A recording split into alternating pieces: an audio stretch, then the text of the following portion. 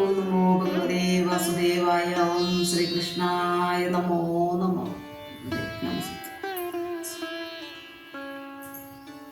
ശ്രീരാമകഥാമൃതം നമ്മൾ പറഞ്ഞു നിർത്തിയത് ശൂർപ്പണഖയുമായി സംസാരിച്ചു നിൽക്കുന്ന രാമന്റെ അവസ്ഥ വരെയാണ്. വീണ്ടും രാമൻ പറയുന്നു, ഭഗവതിയുടെ ആവശ്യം എനിക്ക് സ്വീകരിക്കാൻ കഴിയില്ല. കാരണം ഞാൻ വിവാഹിതനാണ്.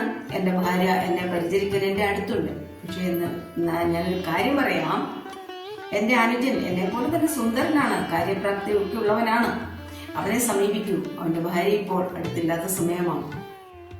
ഇത് കേട്ട് വളരെ സന്തോഷത്തോടു കൂടി ശൂർപ്പണഖ ലക്ഷ്മണന്റെ അടുത്തേക്ക് പോകുന്നു. ദൂരെ നിന്ന് ഈ തമാശയെല്ലാം കണ്ട് ആസ്വദിച്ചിരുന്ന ലക്ഷ്മണൻ പറയുകയാണ്, സുന്ദരിയായ നിന്നോട് എനിക്ക് പറയാതിരിക്കാൻ കഴിയില്ല. അത് രാമന്റെ അടിമയാണ് ഞാൻ, അതായത് ദാസൻ. ഒരു അടിമയുടെ ഭാര്യ ആയി കഴിഞ്ഞാൽ അറിയാമല്ലോ, സ്വാഭാവികമായും സീതയുടെ ദാസിയായി തീരും ഭവതി. ഇതുകൊണ്ട് അത് അത്ര ഉചിതമായിരിക്കില്ല. വീണ്ടും പോയി രാമനോട് തന്നെ ആവശ്യപ്പെടുക. വളരെ വിഷമം തോന്നിയ, നിരാശയും വിഷമവും ഒക്കെ തോന്നിയ ശൂർപ്പണഖ രാമന്റെ അടുത്തേക്ക് ദേഷ്യത്തോടെ ചെല്ലുകയാണ്. എന്നിട്ട് പറയുന്നു, ഈ സ്ത്രീയുടെ മുന്നിൽ വെച്ച് എന്നെ നിങ്ങൾ മനഃപൂർവ്വം ആക്ഷേപിക്കുകയാണല്ലേ? ഞാനിപ്പോൾ തന്നെ ഇവിടെ ഭക്ഷിക്കുന്നുണ്ട് എന്ന് പറഞ്ഞത് സീതയുടെ നേർക്ക്, സീതയുടെ മേൽ ചാടി വീണു. ഇത് കണ്ടത് ലക്ഷ്മണന് സഹിക്കാൻ പറ്റിയില്ല. ക്ഷണനേരം കൊണ്ട് ശൂർപ്പണഖയുടെ മൂക്കത്ത് മാറ്റി.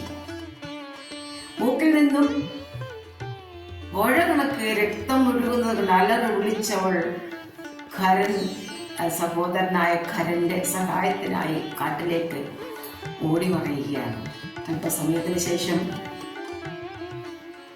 14 രാക്ഷസന്മാരുടെ അകമ്പടിയോടുകൂടി ശൂർപ്പണഖ രാമന്റെ അടുത്തെത്തുന്നു. ക്ഷണനേരം കൊണ്ട് അവരെ രാമൻ കൊന്നെടുക്കുന്നു. ഇതറിഞ്ഞ ഖരൻ വളരെ കോപാകുലനായി 14,000 പടയോടുകൂടി, ആന, തേര്, കാന തുടങ്ങിയ പടയോടുകൂടി ശ്രീരാമനോട് യുദ്ധം ചെയ്യുകയാണ്. വളരെ നേരത്തെ സമയത്തെ യുദ്ധത്തിന് ശേഷം രാമന് മുറിവുകൾ പറ്റി ഒരു ക്ഷീണം സംഭവിക്കുന്ന അവസ്ഥയിൽ അഗസ്ത്യർ കൊടുത്ത ഒരു വലിയ വില്ല് അദ്ദേഹം ആ സമയത്ത് എടുക്കുകയും 13 അമ്പുകൾ ഒരേ സമയം അതിൽ നിന്ന് വർഷിക്കുകയും ചെയ്യുകയാണ്. അതിൽ ഖരൻ മരിച്ചു വീഴുന്നു. ആ രംഗം കണ്ടു നിന്ന, ആ പ്രകടനം, രാമന്റെ ആ യുദ്ധ നിപുണത കണ്ടു നിന്ന ലക്ഷ്മണന് കോരിത്തിരിച്ചുപോയി. സീതാദേവി ആനന്ദാശ്രുക്കൾ പൊഴിച്ചുകൊണ്ട് രാമനെ ഓടിച്ചെന്ന് കെട്ടിപ്പിടിക്കുകയാണ്. ഇവിടെ ഈ വാക്കുകൾ ഭഗവാന്റെ പാദത്തിൽ അർപ്പിച്ചുകൊണ്ട് എല്ലാവർക്കും നമസ്കാരം.